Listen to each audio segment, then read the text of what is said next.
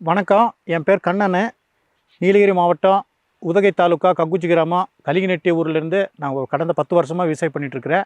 முன்னெல்லாம் நாங்கள் கெமிக்கல் விவசாயம் தான் பண்ணிகிட்டு இருந்தோம். இப்போ APKS ஆர்கானிக்ன்ற மூலயமா வலைத்தளம் மூலயமா பார்த்தேன்.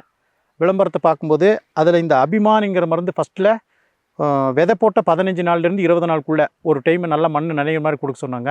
அதை கொடுத்த முளைப்பு திறன் நல்லா வந்துச்சு. ஒரு விதை கூட மிஸ் ஆகாமல் நல்லா வந்துச்சு. நல்லா ஊக்கமாகவும் வந்துச்சுங்க. அடுத்தது பூண்டுக்கு அபிமானிங்கிற இது RBXங்கிற மருந்து. அபிமான் முடிஞ்சதுக்கப்புறம் 40 நாளில் RBXங்கிற மருந்து கொடுத்தாங்க. அது நல்லா குரோத் வர்றதுக்கும் நல்லா எந்த நோய் இல்லாமல் நுனிக்கருகள் இந்த இலை மஞ்சள் ஆகிறது எல்லாம் இல்லாமல் நல்லா வந்துச்சிங்க.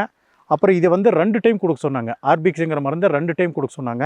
இதுவும் அதே தாங்க. 1/2 லிட்டருக்கு இது ஒரு டேங்க் 10 லிட்டர் டேங்க்குக்கு 1/2 லிட்ரு என்கிற விதத்தில் நம்ம கொடுக்கணும். ஆனால் RBXங்கிற மருந்து 2 டைம் கொடுக்கணும். 40 நாளில் ஒன்று 60 நாளில் ஒன்று 2 டைம் கொடுத்தேங்க.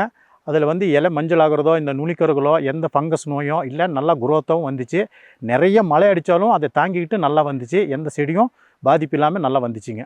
அடுத்தது லாஸ்ட்டில் 80 நாள்லேருந்து 90 நாளுக்குள்ளே ஒரே ஒரு டைம் இந்த FL77ங்கிறது இது எதுக்குன்னா நல்லா பூண்டு வெயிட் கிடைக்கிறதுக்கும் நல்லா துடு ஆகிறதுக்கும் பருத்து வர்றதுக்கும் நல்ல குவாலிட்டியாக வர்றதுக்கும் இந்த FL77ங்கிற மருந்து நாங்கள் 80 நாள்லேருந்து 90 நாள் வரைக்கும் ரெக்கமெண்டேஷன் பண்ணாங்க. நாங்கள் 85 நாளில் இந்த FL77ங்கிறத அதே 10 லிட்டர் கேனுக்கு 500 மில்லி விதமாக ஒரு டைம் ஸ்ப்ரே பண்ணுங்க.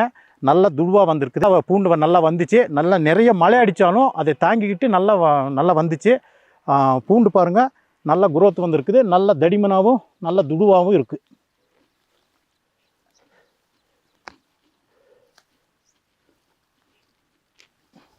பூண்டு பாருங்கள் நல்லா கெட்டியாக இருக்குது. நல்லா துடுவாக இருக்குது. நல்ல குவாலிட்டியாகவும் இருக்குது பாருங்கள். வேர் வளர்ச்சியெல்லாம் நல்லா போயிருக்குது.